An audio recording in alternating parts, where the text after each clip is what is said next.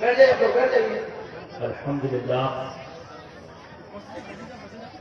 لله الذي هدانا سواء الطريق وجعل لنا التوفيق خير رفيق والصلاة والسلام على من أرسله بالنبوة بالهداية الخير ونور به الاقتداء يليق وعلى آله وأصحابه الذين سعدوا في مناهج الصدق بالتصديق وسعدوا في معارج الحق بالتحقيق. أما بعد فأعوذ بالله من الشيطان الرجيم. بسم الله الرحمن الرحيم. قد جاءكم من الله نور وكتاب مبين. صدق الله مولانا العظيم وبلغنا رسوله النبي الأمين الكريم ونحن على ذلك من الشاهدين والشاكرين والحمد لله رب العالمین. محبت و خلوص کے ساتھ بارگاہ نبی علیہ الصلوۃ والسلام میں نذرانے درود و سلام پیش فرمائے. پڑھی اللہ محمد صلی اللہ علیہ وسلم صلی اللہ تعالی علیہ وسلم. صلاۃ و سلام کی یا نبی اللہ صلی اللہ علیہ وسلم. صلاۃ و سلام کی یا رسول اللہ صلی اللہ علیہ وسلم. وعلی آلہ.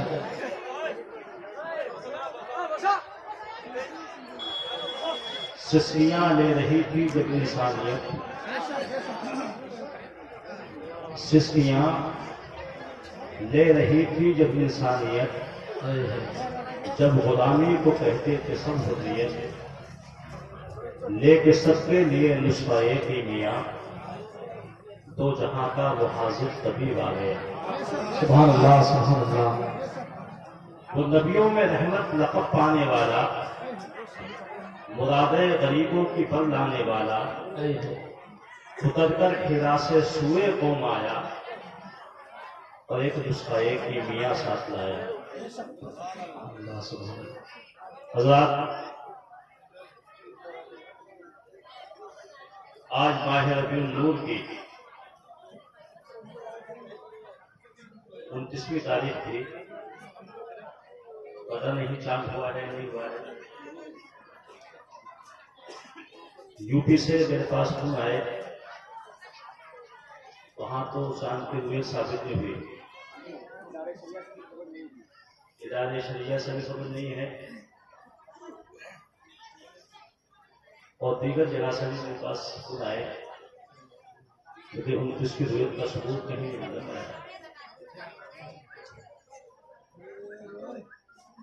آج پورے مہینے عشاقان رسول علیہ الصلوۃ والسلام ہر جگہ ہر مقام پر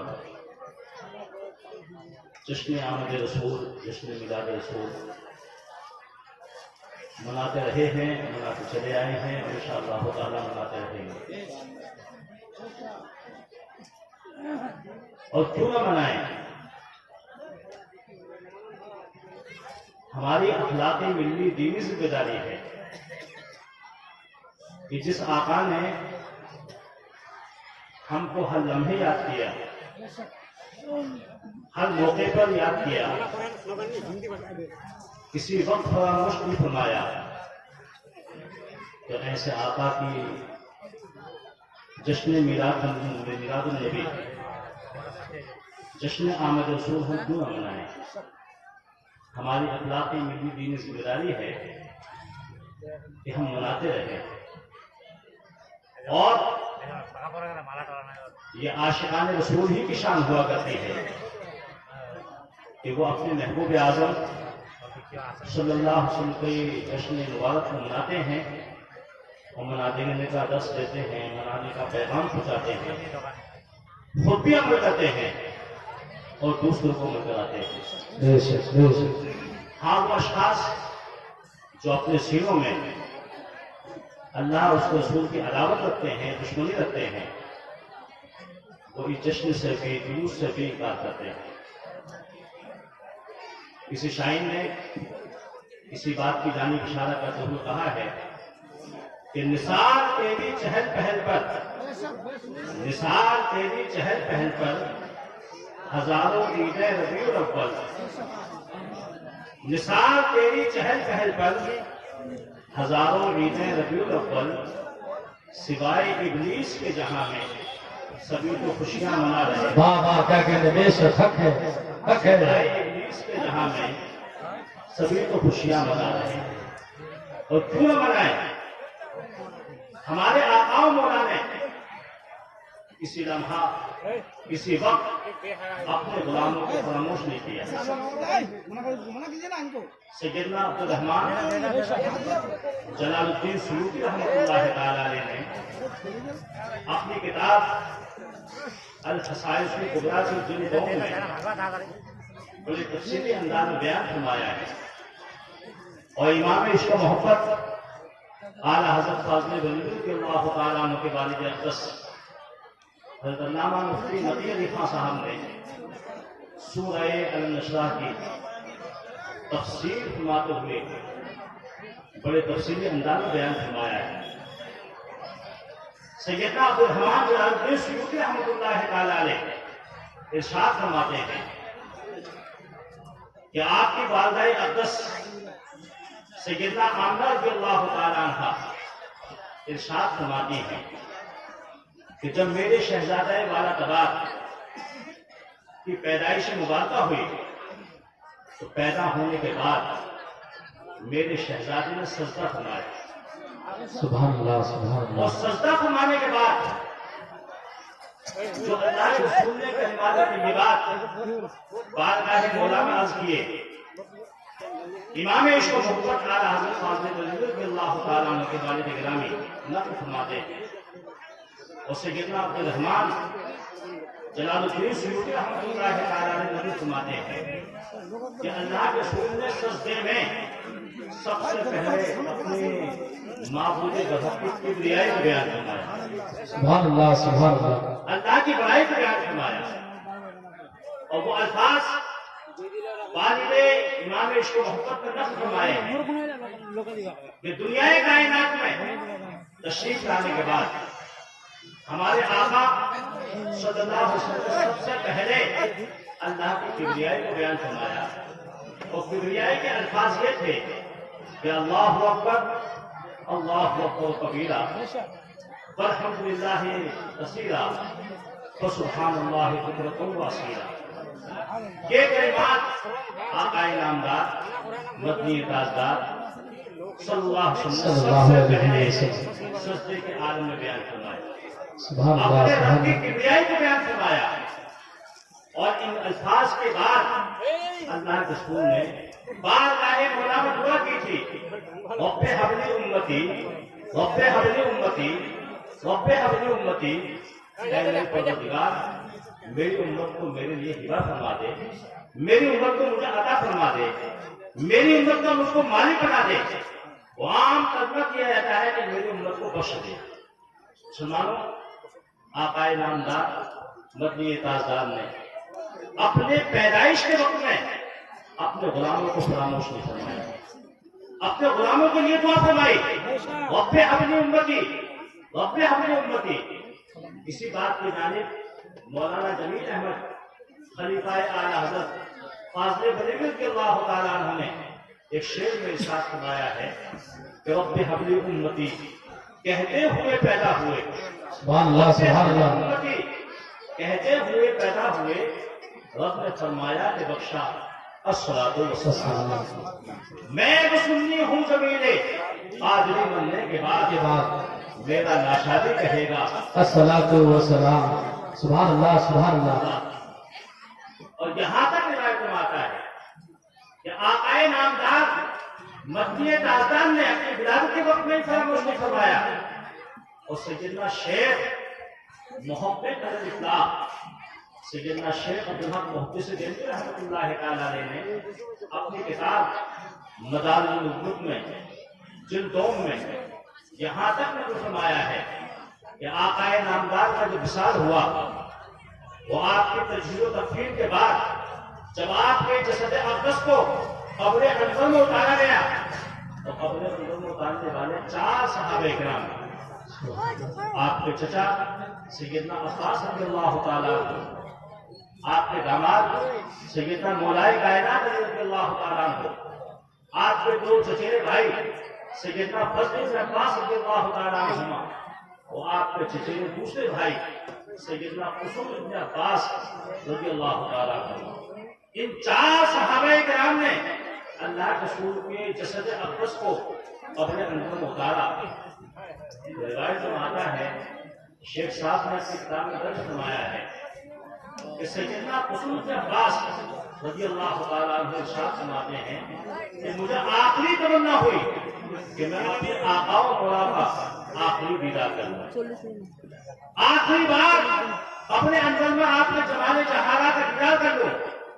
قصور بن عباس رضی اللہ تعالیٰ عنہ ارشاد فرماتے ہیں کہ میں نے اللہ کے رسول کے چہرے اندر کو دیکھنے کے لیے جب ارادہ کیا، وہ آپ کے جمال جہارا کو دیکھا تو میں کیا دیکھتا ہوں؟ آپ قسم کھا کے ارشاد فرماتے ہیں میں کیا دیکھتا ہوں کہ میرے محبوب اعظم صلی اللہ علیہ وسلم کے لبہائے مبارک مل رہے ہیں، لبہائے مبارک مل رہے ہیں۔ میں نے اپنے آقا و مولا کو جب سندار میں دیکھا تو میں نے اپنے کان کو اللہ کے رسول کے لبوں سے لگا دیا۔ سبحان اللہ سبحان اللہ۔ اللہ کے رسول قبر اندر میں تشریف فرما ہے، آپ کے جسد اقدس کو اتار دیا گیا ہے۔ سیدنا قصور بن عباس رضی اللہ تعالیٰ عنہ قسم کھا کے ارشاد فرماتے ہیں کہ میں نے اپنے آخری بار اپنے محبوب کا دیدار کرنے کے لیے جو اپنی نگاہوں کو پھیرا، وہ اپنے محبوب اعظم کے دیدار کرنے کی کوشش کی تو کیا دیکھتا ہوں؟ میرے آقا و مولا کے لبہائے مبارک کھل رہے ہیں۔ سبحان اللہ سبحان کان اللہ۔ کو آپ کے لبوں سے لگا دیا تو آپ قسم کھا کے ارشاد فرماتے ہیں جب بھی اللہ کے رسول فرما رہے تھے، اپنی امت کو یاد فرما رہے تھے تو آپ ارشاد فرما رہے تھے رب حبلی امتی، سبحان اللہ سبحان اللہ سبحان اللہ۔ بارگاہ مولا میں دعا کر رہے ہیں اے میرے پروردگار میری امت کو میرے حوالے کروا دے، میری امت کو میرے مجھ کو مالک بنا دے، میری امت کو میرے ہبا بنا دے۔ مسلمانوں کیوں نہ اس آقا و مولا کا ہم جشن منائیں، اس آقا و مولا کے جشن میلاد منائیں کہ جس آقا و مولا نے پیدائش سے لے کر آپ کے ظاہری مثال تک اور جسد اقدس جس میں اثر کو آپ کے قبر اندر اتار دیا گیا ہے، جب بھی آپ نے اپنی امت کو فراموش نہیں کیا ہے، یاد فرمایا ہے، تو ہم اپنے محبوب کو ہر مقام کو یاد کرتے رہیں، ہر مقام پر کو یاد کرتے رہیں، جشن مناتے رہیں، جلوس نکالتے رہیں، وہ اپنے آقا و مولا کی بارگاہ عالیہ میں ہمیشہ یہی بات عرض کرتے رہیں، سنا ہے آپ ہر عاشق کے گھر تشریف لاتے ہیں، سنا ہے آپ ہر عاشق کے گھر تشریف لاتے ہیں، میرے گھر میں بھی ہو جائے چراغا یا رسول اللہ، سبحان اللہ سبحان اللہ چراغا یا رسول اللہ، سبحان اللہ۔ بہت بہت ایک عاشق کی شان ہوتی ہے، عاشق کی شان یہی ہوتی ہے جیسے کہ امام عشق و محبت اعلیٰ حضرت فاضل ولی رضی اللہ تعالیٰ عنہ نے ایک شعر میں ارشاد فرمایا ہے کہ عاشق کی شان یہ ہونی چاہیے کہ اگر وہ زیارت حرمین شریفین کے لیے جا رہا ہے تو زیارت حرمین شریفین کے جانے والے سے اگر سوال کیا جائے کہ کہاں جا رہا ہے تو اس کی زبان کو یہی ہونا چاہیے کہ کعبے کا نام تک نہ دیا طیبہ ہی کا، سبحان اللہ سبحان اللہ۔ کیا کہنا ہے؟ کہا پوچھا کسی نے آپ کی نہضت کدھر کی ہے؟ سبحان اللہ سبحان اللہ۔ ایک عشق کا معاملہ الگ ہوتا ہے، عاشقوں کا معاملہ الگ ہوتا ہے، بلکہ ایک شعر میں امام عشق و محبت اعلیٰ حضرت فاضل ولی رضی اللہ تعالیٰ عنہ ارشاد فرماتے ہیں طیبہ نہ صحیح افضل مکہ ہی بڑا ظاہر، طیبہ نہ صحیح افضل مکہ ہی بڑا ظاہر، ہم عشق کے بندے ہیں کیوں بات بڑھائی ہے، یہ ایک سبحان اللہ۔ لہٰذا ہماری ذمہ داری ہے، اخلاقی ذمہ داری ہے کہ ہم اپنے آقا و مولا کا جشن مناتے رہیں اور اسی انداز میں جلوس نکالتے رہیں اور علماء کرام کے نورانی بیانات کو ہم سنتے رہیں اور سناتے رہیں۔ آقا و مولا نے اپنی امت کو ہر موقع پہ یاد فرمایا ہے، اپنی امت کو ہر کے لیے ہر جگہ دعا فرمائی ہے، تو اس دعا کا نتیجہ یہی ہونا چاہیے کہ غلاموں کی ذمہ داری ہے، عاشقوں کی ذمہ داری ہے ہمیشہ اپنے آقا و مولا کو یاد کرتے رہتے ہیں، اور یاد کرنے کا یہی طریقہ ہے جلوس کی شکل نکالیں، سبحان اللہ سبحان اللہ جلسے کریں، یہ بھی ایک مستحسن کا طریقہ ہے۔ وہ اپنے آقا و مولا کی سنت کا پیغام ہم قوم کو دیتے ہیں، اور اس بات کو کرتے ہیں کہ جو عاشق رسول ہے وہ ہمارا سگا بھائی ہے، اور جو اللہ اس رسول کا دشمن ہے چاہے وہ اپنا سگا بھائی کیوں نہ ہو وہ ہمارا نہیں، اور دشمن اسلام سے کبھی بھی کسی انداز کی کوئی محبت نہیں ہونی چاہیے، نہ شادی کے اعتبار سے محبت ہونی چاہیے، نہ ان سے اخلاق کے اعتبار سے محبت ہونی چاہیے، نہ ان سے اتفاق و اتحاد ہونا چاہیے، بلکہ آقا نامدار مدنی تاجدار رحمت عالمین ارشاد فرماتے ہیں، اللہ رسول ارشاد فرماتے ہیں کہ اگر میرے ہاتھ میں دائیں ہاتھ کو سورج دے دیا جائے، بائیں ہاتھ کو چاند دے دیا جائے، جب بھی میں نے احقاق حق سے ابطال باطل سے بات نہیں آؤں، سبحان اللہ جو اہل حق ہیں ان کا ساتھ دیں، اور جو اہل باطل ہیں ان سب کا آپ کو بچاتے رہیں، جو بھی دشمن خدا ہے دشمن رسول ہیں ان سب کا آپ کو مدد ہے۔ یہی پیغام اعلیٰ حضرت کی ہے، یہی مسئلے کے اعلیٰ حضرت کی ہے، اور یہی اولیاء کرام کے ایک مشن کا ایک مشن ہے، اور علماء کرام کا یہی فرمان ہے کہ ہمیشہ جو دشمن ہے وہ دشمن رہے گا، ایماندار کا کبھی بے ایمان سے تعلق نہیں ہو سکتا، با ایمان کا بے ایمان سے کبھی اتحاد نہیں ہو سکتا، با ایمان لگا ہے بے ایمان لگا ہے، ایماندار علیحدہ ہوتے ہیں، بے ایمان علیحدہ ہوتے ہیں۔ جی اس چیز کو اگر آپ رہیں گے رکھیں گے تو انشاءاللہ تعالیٰ دنیا بھی کامیاب رہے گی، بس ابھی زندگی ہماری کامیاب رہے گی، وہ آخر کی زندگی ہماری بے شک حق ہے۔ یہ کافی وقت بھی ہو چکا ہے، اور بڑی مدد آپ لوگ بیٹھ جائیے۔ نعرے تکبیر نعرے تکبیر نعرے رسالت، ہاتھ لگنا لگے، نعرے تکبیر نعرے رسالت، مسلک اعلی حضرت فیضان اعلی حضرت حضور تاج الشریعہ حضرت فیضان تاج الشریعہ فیضان صدر الفاضل، نعرے تکبیر نعرے رسالت، نائب مفتی اعظم مراد آباد، نائب مفتی اعظم مراد آباد، نعرے تکبیر نعرے رسالت۔ بڑی خوشی ہوئی مجھے یہاں بنگال کی سرزمین پر آنے کے بعد میں کہ کافی علماء کرام جامعہ سے فارغ تھے، بے شک اور جامعہ وہ معمولی ادارہ نہیں۔ 1904 میں امام عشق و محبت اعلیٰ حضرت فاضل رضی اللہ تعالیٰ عنہ نے منظر اسلام کی سنی بنیاد رکھی، اور 1909 میں جامعہ کی بنیاد امام عشق و محبت اعلیٰ حضرت فاضل رضی اللہ تعالیٰ عنہ نے اپنے دستے مدستر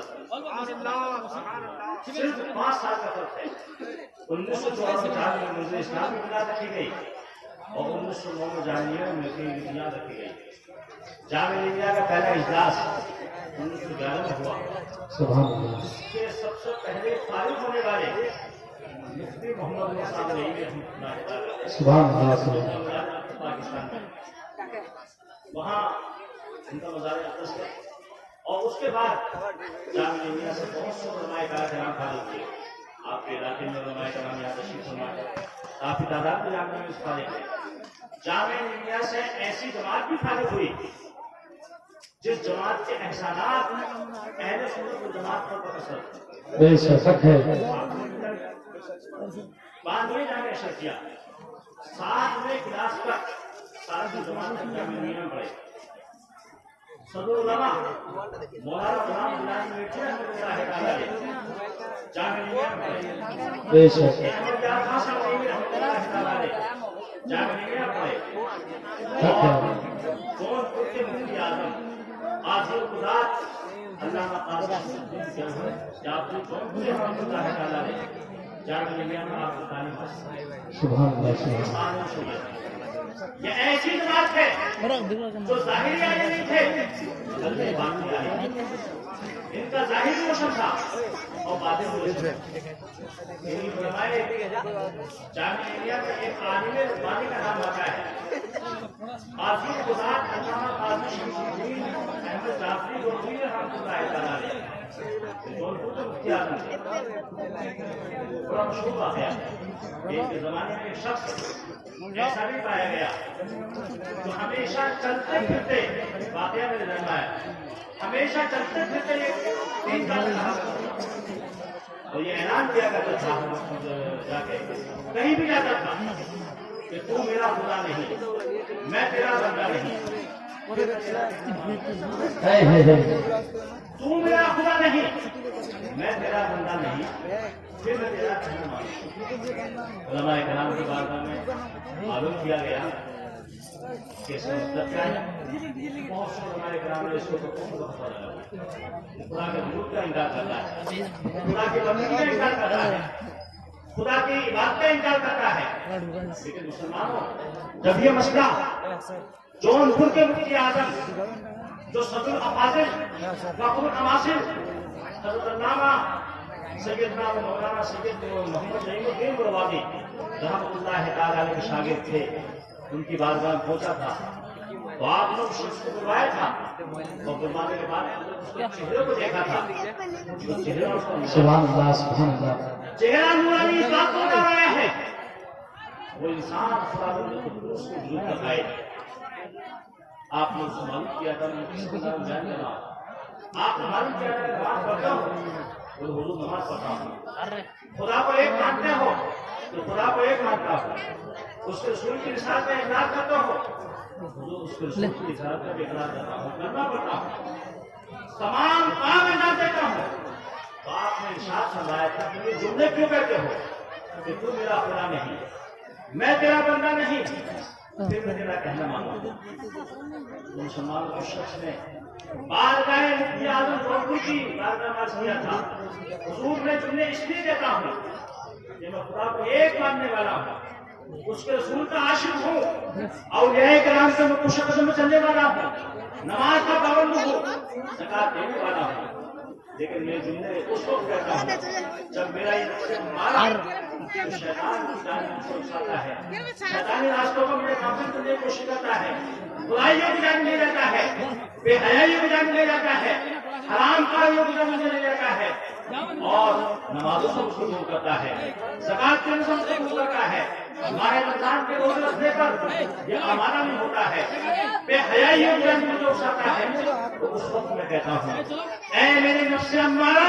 تو میرا خدا نہیں ہے میں تیرا بندہ نہیں ہوں پھر میں تیرا کہنا سلمانوں یہ جامعہ ملیہ کوئی معمولی ادارہ نہیں ہے اس سال میں رحمۃ اللہ تعالیٰ 250 طلباء تقریباً آپ کے صوبہ بنگال کے جامعہ ملیہ میں پڑھ رہے ہیں اور دیگر اساتذہ دیگر شعبات میں پڑھ رہے ہیں یہ جامعہ ملیہ اسی انداز سے کام کر رہا ہے اور یہاں سے ایسے علماء فارغ ہوئے ہیں کہ جن علماء کے اوپر قوم بھی فخر کرتی ہے بے شک حق ہے جامعہ ملیہ کے علماء سے ملاقات ہوئی ماشاءاللہ بڑی خوش ہوئی یہاں ہر جگہ میں نئی نئی فیضان اور نئی نئی چمن سے کھلنے والے پھولوں کی خوشبو وہ اپنی خوشبو پھیلا رہے ہیں مشام جان کو معطل کر رہے ہیں اور روحی ایمان کو تازہ کر رہے ہیں بے شک مومن میں آمین ثم آمین اور بہت پرانے ساتھیوں سے ملاقات کی مولانا صوفی صاحب جمال الدین صاحب سے میری ملاقات ہوئی ساتھیوں میں مولانا مفتی صاحب یہاں تشریف لانا ہے میرے سینئروں میں سے ہیں اور یہاں کافی تعداد میں شاگردوں کی بھی فہرست میں ہم موجود ہیں جو پڑھ بھی رہے ہیں اور پڑھتے یہاں آ سکتے ہیں خدا میں عمر میں ایک بار میں بدلنے کا فرمائے آمین ثم آمین خوشی کا ایک احساس ہوتا ہے خوشی ہوتی ہے کہ جہاں نئی نئی فیضان سے کھلنے والے پھول امت مسلمہ کے مسائل کو حل کر رہے ہیں ان تک اپنے فیضان سلوخال کی خوشبو کو پہنچا رہے ہیں اور سرکار میں قوم کی رہبری سنبھال رہے ہیں ان کی مسائل شریعہ فریہ عملیہ سے سا رہے ہیں اور قوم کو صراط مستقیم کو چلانے کی کوشش کر رہے ہیں बता रहे हैं समझिए। आप इन उलमा की इत्तला कीजिए, इंशाअल्लाह उलमा की इत्तला करेंगे तो यहाँ भी कामयाब रहेंगे और फलसफी जिंदगी में कामयाब रहेंगे। आप अपनी मुसीबत आपके लिए आसान हो जाएगी। ये उलमा मामूली चीज का नाम इस्लाम नहीं है। उलमा वो आलिम रब्बानी अपनी मुश्किलों का पैदा करता है। और यहाँ तो भीड़ है, यहाँ जगह उलमा का काफिला यहाँ मौजूद है। आप इनकी रहनुमाई कीजिए। उलमा की खिदमत कल क़यामत में आपका काम आएगी। बेशक बेशक ये आपके रहनुमा हैं जी। और एक आलिम रब्बानी बहुत बड़ा मकाम होगा उसका। हदीस से बात में आता है फकीहुल वाहिदुन अशद्दु अला शैतान मिन अल्फ आबिद। एक आलिम रब्बानी शैतान लईन के ऊपर 1000 आबिदाने शख्स लगा सके खानी हुआ करता। शैतान इतनी पनाह उन जाहिल आबिदों से नहीं मांगता जितनी पनाह के एक आलिम रब्बानी से मांगता है। यह आलिम अपने इल्म की रोशनी में आपको पैगाम देता है और सिरात मुस्तकीम का दस देता है। बेशक आप उलमा की रहनुमाई को कबूल कीजिए और उलमा से अपने मसाइल को सुलझाइए, उनकी बारगाह में जान व अदब कीजिए। इंशाअल्लाह ताला उलमा से मालूमात करेंगे, वो मसाइल दीन में आपको बताएंगे। तो यहाँ भी आप दीनी मसाइल हल करेंगे तो दुनिया भी आपकी कामयाब है और सफी जिंदगी भी आपकी कामयाब है। वो आखिर की मसले आपके लिए आसान है। अल्लाह ताला मुझको भी और आपको भी अमल करने की तौफीक दें। आमीन सुम आमीन। कुछ मसाइल रखे हैं हमारे मुफ्ती जाकिर अली साहब ने, वो मसाइल मेरे सामने जो भी रखते हैं वो बयान करें। इंशाअल्लाह ताला আপনারা বসে পড়ে একটু বসে পড়ে जवाब देने की कोशिश करूंगा और जो मसाइल आपके लिए हैं आप भी उसको रख सकते हैं। उलमा यहाँ मौजूद हैं, वो भी देखें। ये माहौल तो अच्छा है, यूपी में माहौल शुरू हो चुका है। यूपी में हम लोग कोई तकरीरी मामला करता नहीं हम लोग जाते हैं, लेकिन ये मसाइल हम लोग बताते हैं। आप लोग बैठ जाइए ताकि मसाइल डायरेक्ट आप लोगों से उसको जवाब बैठ दें। जाइए और उसके में जो पूछना हो उसका अभी मालूम करना या है उसको आप मालूम कर सकते हैं। और कुछ चंद सवालात हैं, मैं हजरत से बड़ा बैठ रहा हूँ के साथ मैं चंद सवालात हजरत के सामने रखूँगा। इंशाअल्लाह हमें बशर्ते वक्त जवाब मिलेगा। सबसे मेरा पहला सवाल है कि कसरत जमात में खासतौर पर जुमा और ईद में जो लाउड स्पीकर का इस्तेमाल लोग करते हैं, क्या उस लाउड स्पीकर में इस्तेमाल करने में उसमें कोई हर्ज है या नहीं, या उसके इस्तेमाल करने से इंसान की नमाज होती है या नमाज फासिद हो जाती है?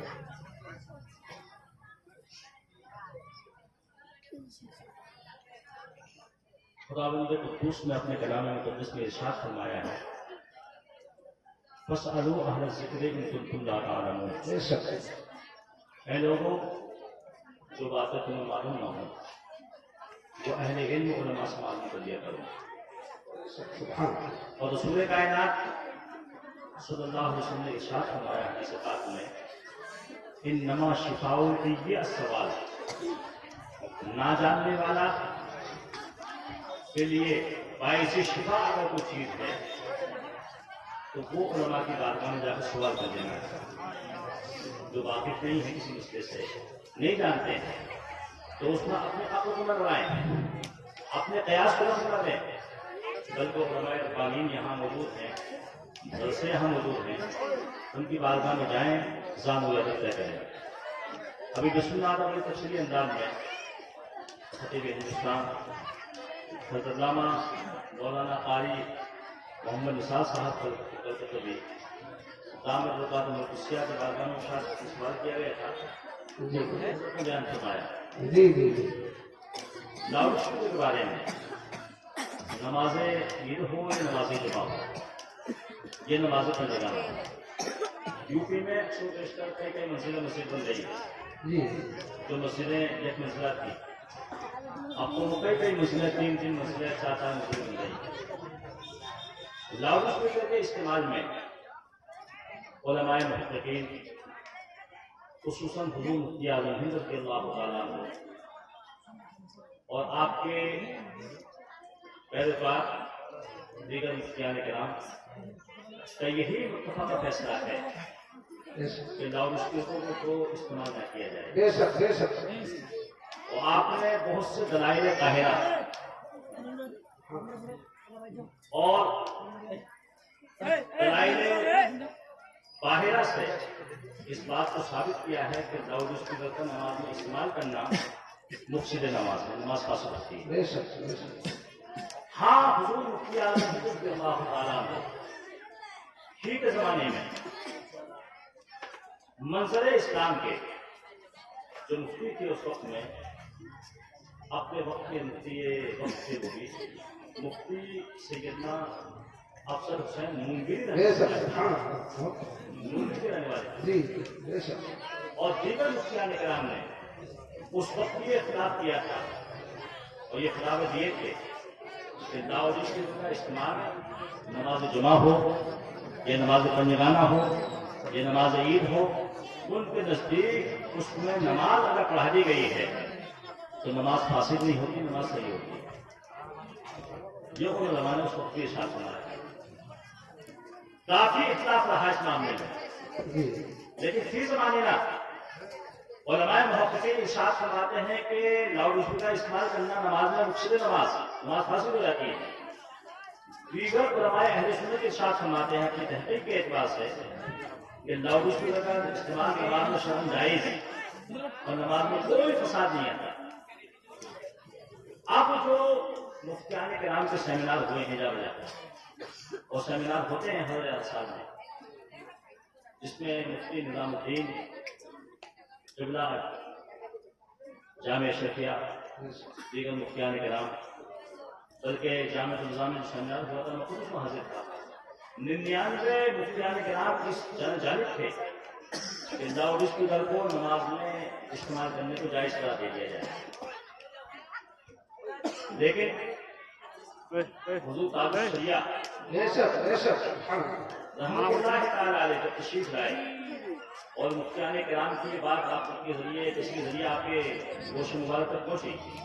تو آپ نے اس وقت ایک جملہ ارشاد فرمایا تھا، میں بھی اس سیمینار میں حاضر تھا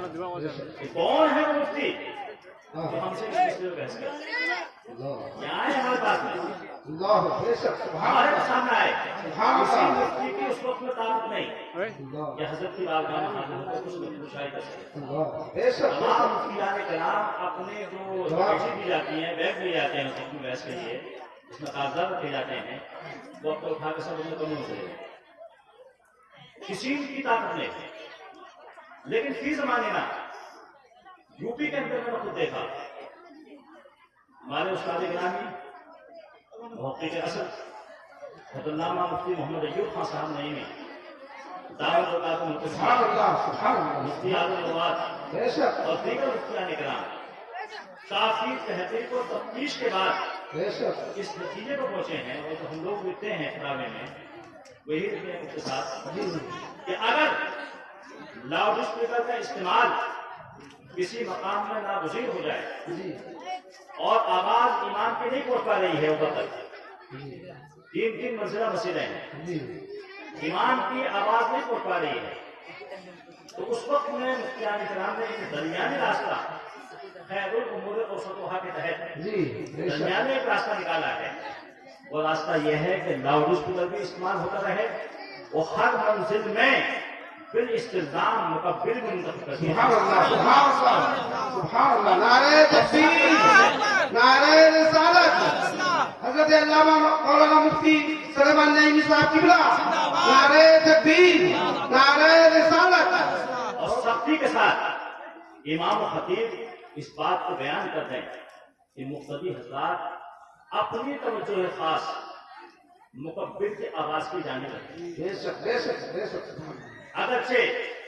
لاؤڈ اسپیکر بھی آواز کان میں پڑتی رہے تو اس وقت میں استعمال کو علماء کرام نے جائز کرا دیا. لیکن شرط یہ ہے کہ مکبرین کا بھی انتخاب کریں تاکہ وہ فتنہ و فساد جو ہم لوگوں کے سامنے مفتی صاحب کے سامنے آیا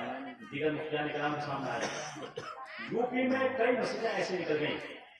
جس میں امام 25-25-30 سال سے اہل سنت جماعت کا لیکن جب 4 منزلہ 5 منزلہ مسجد آ گئی بن گئی امام کی آواز وہاں تک نہیں پہنچ رہی بغیر لاؤڈ اسپیکر کے تو وہاں کے اراکین کمیٹی نے ایک ہی بات رکھی یا تو لاؤڈ اسپیکر میں نماز پڑھائی ہے تو میں یہاں سے نکل کے چلے جائے اور کچھ مسجدیں ایسی ہوئی یو پی میں کہ جو مسجدیں کے ہمارے قبضے سے نکلنے کے بعد اغیار کے قبضے میں چلے گئے دوسروں قبضے میں چلے گئے الاشباح والنظائر کا ایک مشہور قاعدہ آتا ہے اور فقہ کا بڑا مشہور قاعدہ ہے من لم یحرف اعلی زمانہ ہی فہو جاہل جو اپنے زمانے کے حالات کو دیکھ کر بحث نہ کرے چاہے سمجھتی بھی ایک جاہل کی مسجد ہوتا ہے علماء کرام نے ایک بیچ کا راستہ نکالا کہ اگر ایسی حالت ہو جائے کہ جہاں سے عوام تک آواز نہیں پہنچ پا رہی ہے تو مکبر کا بھی انتظام کر لیں اور خاص طریقے سے ان کو تاکید کر دیں اور لوگ اردو چلتا رہے تو اس وقت میں علماء کرام نے اس کو جائز کرا دیا اللہ تعالی عالم بالصواب حضور میرا دوسرا سوال ہے کہ ہمارے مولانا سے آپ نے ہم سے پوچھا کہ بینک کے جمع شدہ رقم جو رقم جمع ہوتی ہے بینک میں اس رقم سے جو نفع ملتا ہے یا کہ گورنمنٹ یا کہ سرکار اس کو سود سمجھ کر ہمیں مسلمانوں کو دیتی ہے تو کیا رقم سے جو نفع ملتا ہے جو سود ملتا ہے وہ لینا درست ہے یا نہیں؟ خداوند قدوس نے اپنے کلام قدوس میں ارشاد فرمایا ہے احل اللہ البیع وحرم الربا خداوند قدوس نے خرید و فروخت کو حلال قرار دیا ہے اور سود کو حرام فرمایا ہے یمحق اللہ الربا ویربی الصدقات خداوند قدوس سود اور بیاج کو مٹاتا ہے اور صدقات اور خیرات میں زندگی رات 24 ترقی عطا فرماتا ہے قاعدہ کلیہ یہ ہے کہ سود کے لیے شرط یہ ہے جو علامہ ابن عابدین شامی رحمۃ اللہ تعالی نے فتاوی شامی میں ذکر فرمایا کے مقام میں ومن شرائط الربا اس مطلب بدل ہے سود کی شرطوں میں سب سے بڑی شرط یہ ہے کہ دینے والے کا مال بھی معصوم ہونا چاہیے اور دینے والے کا مال بھی معصوم ہونا چاہیے اس کا خلاصہ یہ ہے کہ دینے والا مسلمان ہونا چاہیے اور لینے والا مسلمان ہونا چاہیے اگر دینے والا اور لینے والا دونوں مسلمان ہیں تو اس میں اگر دیا کچھ اور تھا لیا زیادہ تو شرعاً یہ سود کرائے گا اور سود کا دینا بھی حرام ہے اور سود کا دینا بھی حرام ہے لعن اللہ آکل الربا وموکلہ وقاتلہ وشاہدیہ وہم سواء اللہ کی لعنت ہوتی ہے سود کے کھانے والے کے اوپر بھی سود کے کھلانے والے کے اوپر بھی سودی دستاویز لکھنے والے کے اوپر بھی اور سودی رقم کے اوپر گواہ بننے والے کے اوپر بھی اور یہ تمام کے تمام گناہوں کے اعتبار سے برابر ہوتے ہیں لیکن ہندوستان کے بارے میں جو یہاں کی بینکیں ہیں سرکاری اس کے بارے میں تمام علماء اہل سنت کا متفقہ فیصلہ ہے چونکہ ان بینکوں کا قبضہ اغیار کا ہے غیروں کا ہم اپنی رقم کو ان بینکوں میں جو جمع کر رہے ہیں اور یہ رقم جو ہماری جمع شدہ پونجی پر کچھ زیادہ رقم دے رہی ہے ہم تو شرعاً یہ سود نہیں بلکہ یہ مال مباح ہے نفع ہے جس کا دینا بھی جائز اور اس کا اپنے مسلک میں لانا بھی استعمال کرنا بھی یہ مالے ہاں اگر وہ کچھ بھی پر چلے رہے ہیں وہ ان کی سمجھ ہے غیر مسلموں کی لیکن آپ اس کو سوچ سمجھ کر نہ لیں آپ کو یہ سمجھ کر لیں کہ مجھے اپنی جمع شدہ پونجی پر کچھ نفع مل رہا ہے اس نفع کو میں لے رہا ہوں اس کو استعمال کر رہا ہوں اور اس کا استعمال کرنے میں شرم کوئی بات نہیں کرایہ کا بڑا مشہور جزیہ ہے کرایہ بغیر کا کہ انما له غیر معصوم فبأي طریقے اخذه مسلم اخذ مالا مباحا اذا لم يكن مسلمان جس انداز میں بھی جس کسی انداز میں بھی ان اغیار سے اگر اپنے مال جمع شدہ مال پر میں زیادتی کا کچھ لیتا ہے تو شرعاً اس کا لینا جائز جب یہ مسلمان کی جانب اسلام کی جانب خوشنمائی نہ ہو بدہدی نہ ہو وعدہ خلافی نہ ہو تو یہاں ہندوستان کے بینکوں سے جو اپنی جمع شدہ پونجی پر جو مال ملتا ہے زیادہ ملتا ہے تو شرم اس کو سود کی تاریخ صالح نہیں آتی، وہ مال نفع ہے، نفع ہے، جس کا لینا بھی جائز ہے، وہ اپنے مصرف میں اس کا استعمال کرنا بھی جائز ہے۔ بہت بڑا واقعہ ہوا تھا بمبئی کا، جس میں حضور مفتی اعظم ہند رضی اللہ تعالیٰ عنہ خود تشریف فرما تھا، جو بازار میں بہت بڑی مسجد ہے، اس کی بہت بڑی رقم وہاں جمع تھی بینکوں میں، مسجد والوں نے اصل رقم کو نکال دیا اور جو زیادہ تھی زیادہ رقم کو چھوڑ دیا تھا۔ بینک والوں نے فون یہ کیا کہ اس میں مال کو پیسے دینے کے لیے دیا نہیں آپ ہم لے لیں گے اس کو، ہماری یہ جائز نہیں ہے۔ تو اس وقت میں ان بینک والوں نے اس پیسے کو نکال کر فی الحال ہی سامنے ہی بینک کے اندر اپنا ایک مندر تعمیر کیا، مندر کا تعمیر ہونا تھا پورا اربوں میں پورے ہندوستان میں۔ حضور مفتی اعظم ہند رضی اللہ تعالیٰ عنہ، قاضی عبدالرحیم صاحب، قاضی منظر اسلام اور دیگر علماء اہل سنت مفتیان کرام کا مکمل ایک میٹنگ ہوئی اور اس میٹنگ میں فقہ کے جزیات کی روشنی میں یہی خلاصہ اور یہی طے پایا، کیونکہ ہندوستان اگرچہ دارالاسلام ہے لیکن یہاں کے کفار اور مشرکین حربی ہیں۔ ہندوستان میں الحمدللہ تعالیٰ دارالاسلام، لیکن یہاں کے کافر حربی ہیں، وہ ابھی کے حربی نہیں بلکہ سیدنا ملا صلی رحمۃ اللہ تعالیٰ علیہ کو اپنی کتاب تفسیرات احمدیہ میں اس وقت کے لیے تحریر فرماتے ہیں کہ جس وقت شہنشاہ اورنگزیب عالمگیر رحمۃ اللہ تعالیٰ علیہ کا دور تھا، تو آپ نے اس وقت کے تعبیر لکھا ہے انہم الا حربیون وما یعقلها الا العالمون۔ شہنشاہ اورنگزیب عالمگیر رحمۃ اللہ تعالیٰ علیہ کے زمانے میں حکومت کے بھی کفار یہ حربی ہیں، اس کو علماء کرام نہیں جانتے۔ تو آپ نے تمام جزیات کے روشنی میں یہی ارشاد سنایا تھا کہ ہندوستان میں الحمدللہ تعالیٰ دارالاسلام ہے، لیکن یہاں کے کفار حربی ہیں، وہ حربی سے وقوع فاصلہ کے ذریعے بھی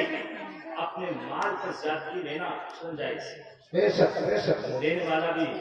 لے سکتا ہے، اس کو اپنے مسئلے میں استعمال کر سکتا ہے، لیکن شرط یہ ہے کہ اس میں وعدہ خلافی نہ ہو اور کوئی انگوش نمائی نہ ہو۔ لہٰذا ہندوستان کے بینک اس کو اپنا مال آپ جمع کرتے ہیں، رقم جمع کرتے ہیں، اس کو جو زیادتی ملتی ہے وہ مال نفع ہے، اس کا لینا شرم جائز، اپنے مسلمانوں سے جائز۔ خدا بندہ مجھ کو بھی آپ کو بھی عمل کرنے کی توفیق عطا فرمائے۔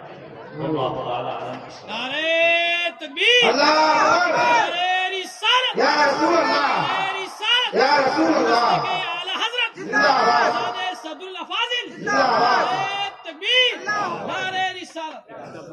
حضور پر دوسرا سوال ہے، ہمارے علاقے میں خاص طور پر علماء کرام کئی بار اس پر بحث ہوئی لیکن کسی متفقہ رائے پر نہیں پہنچ پائے کہ الیکشن میں خاص طور پر ہمارے عوام مسلمین بندے ماترم کہیں بندے ماترم باقی سب کئی باتیں ہیں، اس کا نعرہ لگاتے ہیں۔ کچھ لوگ کہتے ہیں کہ نعرہ لگانا ٹھیک نہیں ہے اور کچھ علماء کا کہنا ہے کہ یہ نعرہ لگانا کفر ہے اور کچھ علماء کا کہنا ہے کہ کفر نہیں ہے، حرام ہے۔ اس پر اللہم ہدایت الحق والصواب۔ یو پی میں بھی جی یو پی میں ہم لوگوں نے خود تجربہ کیا ہے، جامعہ نیمیا 113 سال سے چلتے ہو گئے، جی اور تقریباً 2 کروڑ روپے جانے گیا اس وقت میں۔ اللہ کہاں سے اسباب پیدا فرماتا ہے یہ پتہ نہیں چلتا۔ اللہ بے شک بے شک 700 طلباء اس سال کی، جی بے شک سبحان اللہ۔ اس میں 250 طلباء آپ کے بنگال کے بھی ہیں، بہار کے بھی ہیں اور نیپال کے بھی ہیں، پورے ہندوستان کے طلباء ہیں۔ کہاں سے آتا ہے، کیسے خرچ ہوتا ہے، کس انداز میں اللہ دیتا ہے، اس کی عطا کا دروازہ ہمیں پتہ نہیں کہاں سے آتا ہے۔ ایک دروازہ بند ہوتا ہے، سینکڑوں دروازے کھل جاتے ہیں۔ اور سیدنا صدر الافاضل فخر عماسل علیہ رحمۃ الاسلام کی یہ کرامت کہیے، بے شک بے شک ہمیشہ یہ انکار کرنا ہے کہ اس کو کبھی رات نہ کرنا، ایڈٹ کرانا ہے۔ منظر اسلام ایڈٹ ہوا، جامعہ شرعیہ علاق ہے، دوسرے ادارے مشرقی یو پی کے بھی چھوٹے بڑے ادارے سب ادارے ہیں، لیکن آج اس کرامت صدر الافاضل کا منظر ہم اپنی نگاہوں سے دیکھ رہے ہیں۔ آج मंजर इस्लाम में भी जन गण मन अधिनायक जय हे इसको गाया गया है। मैंने वहां पे प्रिंसिपल मौलाना साहब से पूछा ये क्या हो रहा है, मौलाना साहब यहाँ हिंदुस्तान में रहना है, कुछ करना है। हमने वो शेर नहीं कहा, नहीं पढ़ा आपने यहाँ, जिस शेर को उलमाए कराम कहता। बहुत सी जगह मदरसों में वंदे मातरम के नारे लगाए और काफी उलमा इसमें बात में बहस है, काफी बहस कर रहे हैं कि जायज है नहीं जायज। लेकिन हम लोग तो इस नतीजे पहुंचे हैं कि जो बहस करने वाले उलमा के साथ जायज होना चाहिए इसको, ये वही उलमा हैं कि जिनको सरकारी तनख्वाह मिल रही है, सरकारी जो तनख्वाह मिल रही है उनकी बंद न हो जाए, उनकी सरकारी तनख्वाह बंद न हो जाए। मैंने खुद देखा इस बात का। भोजपुर जो हाफिज मिल्लत का वतन है, वहाबियत नहीं थी, आज वहाँ वहाबियत का बहुत बड़ा इदारा बन गया। 20 भोजपुर में वहाबियत का इदारा बना है। वजह क्या हुई कि चंद साल पहले झगड़ा हुआ सुन्नी वहाबियों का, चंद वहाबी थे, भोजपुर के सुन्नी हज़रात पूरे मजहबी छोड़ डाले गए और उलमा को मारा गया। लेकिन आखिर में वो नौबत आई जिसमें कोर्ट कचहरी की नौबत आई। कोर्ट कचहरी करने वाले उलमा जिनके नाम आए वो तमाम के तमाम फारूकिया एक इदारा है, वो इदारा और सरकारी तनख्वाहें मांग थी। तमाम के तमाम मुफ्तियान किराम का फोन मेरे पास मुफ्ती साहब के पास आया। हम क्या करें? हम लोगों ने ये जवाब दिया कि सुन्नियत की खातिर अगर आप जेल में जा रहे हैं तो इंशाअल्लाह ताला हम लोग बैठे हुए हैं यहाँ, इंशाअल्लाह मुलायम सिंह की हुकूमत है, आपको जेल में नहीं जाने देंगे, अंजाम कुछ भी हो जाएगा। वो तो सामने कहा, मैंने कहा, लेकिन वो इतने डर गए कि खुदा खासा अगर हम जेल में चले गए तो हमारी सरकारी तनख्वाह बंद हो जाएगी। सरकारी तनख्वाह के बंद होने पर खौफ की वजह से वो तमाम के तमाम उलमा एहतियात हक और इब्ताली बातिल से अलग रहे। आज उनकी खामोशी का नतीजा ही निकला है कि हाफिज़े मिल्लत के घर के करीब में इतना बड़ा दारुल कायम हुआ है कि जिसमें 100 बच्चे तालीम कर रहे हैं। अफसोस होता है। मैं तो इसमें नहीं बोलता हूँ आपके साथ, वंदे मातरम का कहना शर्म जायज है। हम लोगों की जानिब से जो फतवा गया है वहाँ से जामिया मिल्लिया से भी, दीगर इदारों से भी, तो हम तो लिखते हैं कि वंदे मातरम का कहना हराम, अशद हराम, कुफ्र अंजाम है। इसका मतलब कि हम हिंदुस्तान की मिट्टी, हम तेरी इबादत करते हैं। कुछ उलमा ने दूसरा मतलब बताया है कि हम ये करते हैं, हम तेरा एहतराम करते हैं, हम तेरी ताज़ीम करते हैं, तौक़ीर करते हैं। तादीलें निकल रही हैं वो निकलती रहेंगी। लेकिन उलमाए मुहतातीन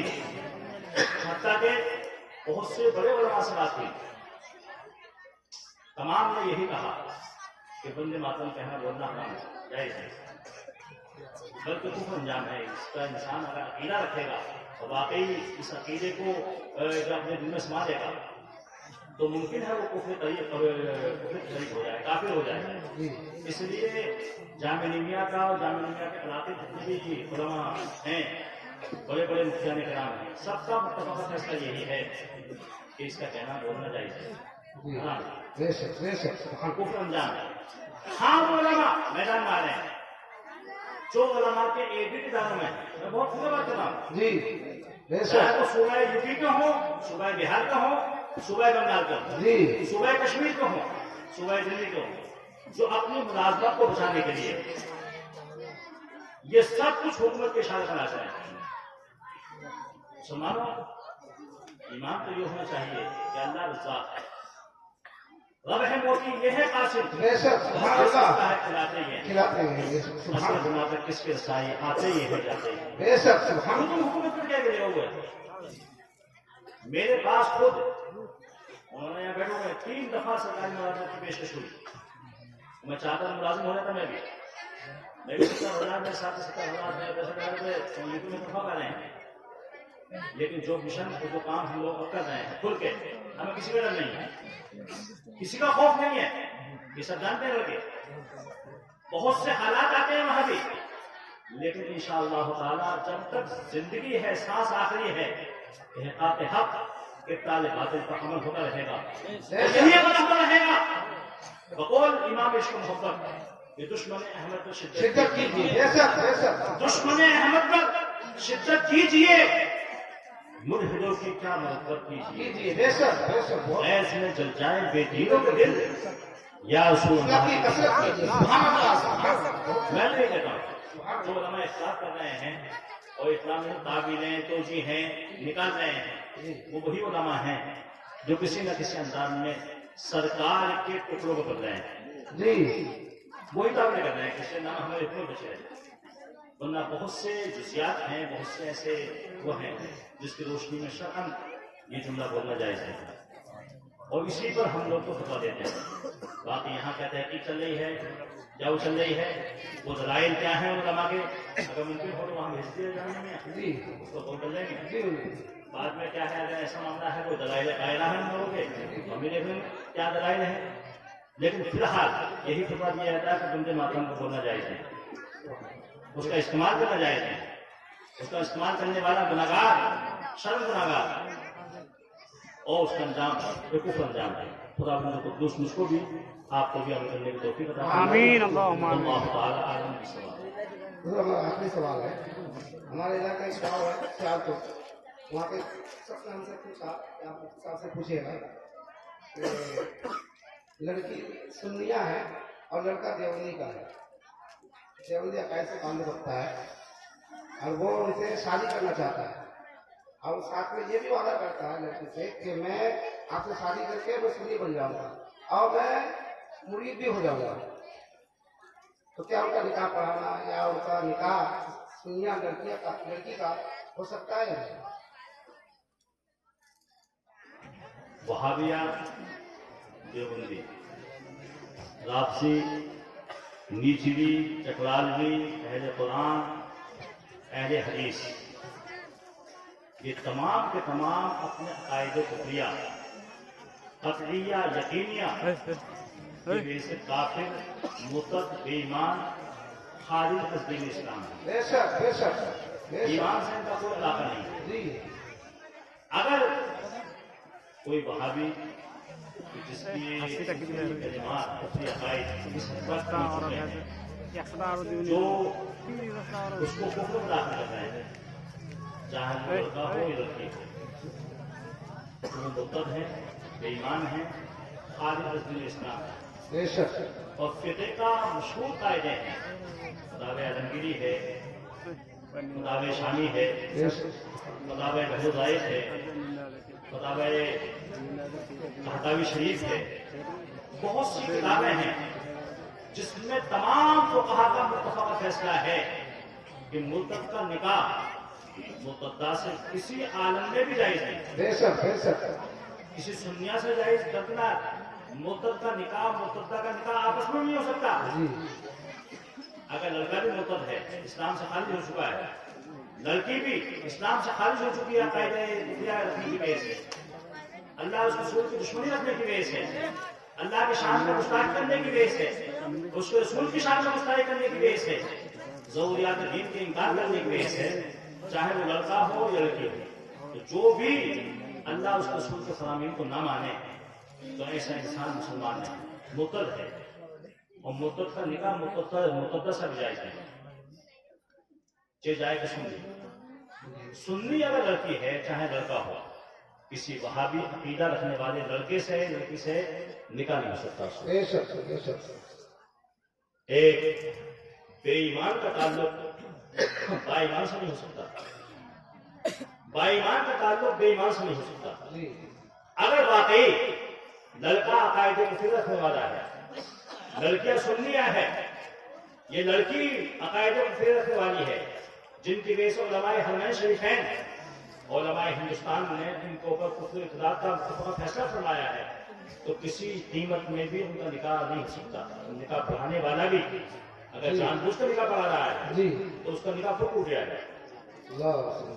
نکاح پڑھانے والا اگر عقائد کفریہ پر واقف ہے کہ واقعی ایسے اکیلے کفر رکھنے والا ہے تو اس کا نکاح خود ٹوٹ جائے گا، اس کی بیوی اس کے نکاح سے نکل جائے گی۔ ہاں یہ طریقہ جو آپ نے بیان کیا کہ بعد میں ہم سن ہو جائیں گے، توبہ کر لیں گے، پہلے سن لیتے ہیں، شادی سے پہلے سنت کا اعلان کرے کہ میں سنی ہو رہا ہوں، مفتی صاحب کے ساتھ کے ہاتھ پر ये मुफ्ती साहब यहाँ बैठे हुए हैं, जी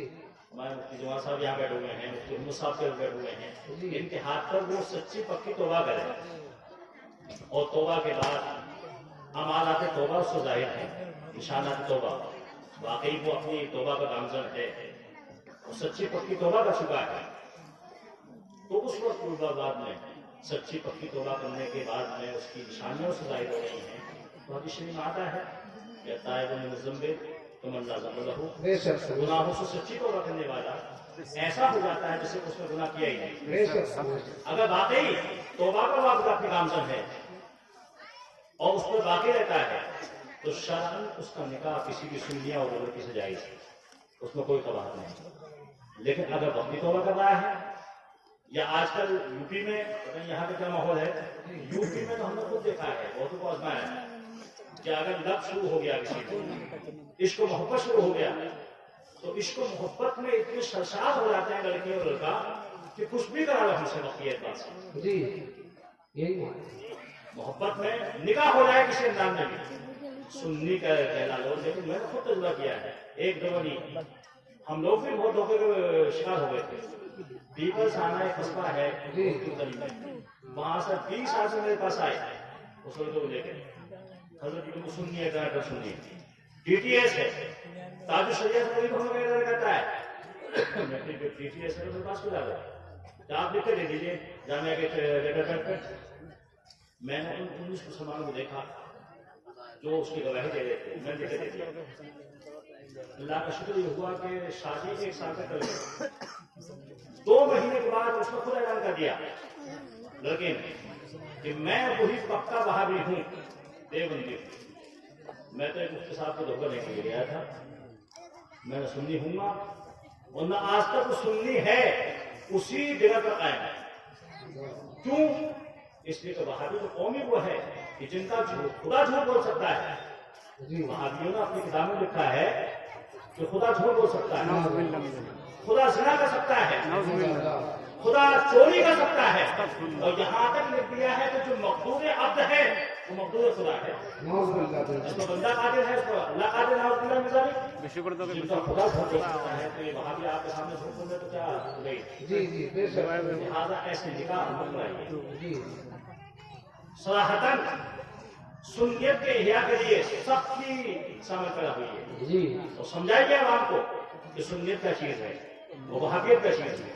और इसका बिल्कुल इतिहास कीजिए। जी जब बेशक, हमारे दरमियान में ये मालूम होगा कि कौन आशिक है और कौन दुश्मन खुदा है। सुभान अल्लाह। किसी भी वहाबी अकीदा रखने वाले लड़के का निकाह, ये लड़की का निकाह किसी सुन्नी लड़के से, सुन्नी लड़की से जायज है, अगर कर दिया गया तो ऐसा निकाह बातिल होता है बिल्कुल। खुदा मुझको भी और आपको भी अमल करने की तौफीक अता फरमाए। वमा अलैना इल्लल बलाग, वल्लाहु तआला अलम। नारे तकबीर, नारे रिसालत, उलमाए अहले सुन्नत, हज़रत अल्लामा मुफ्ती सुलेमान नईमी बरकाती साहब किबला, नारे तकबीर, नारे रिसालत।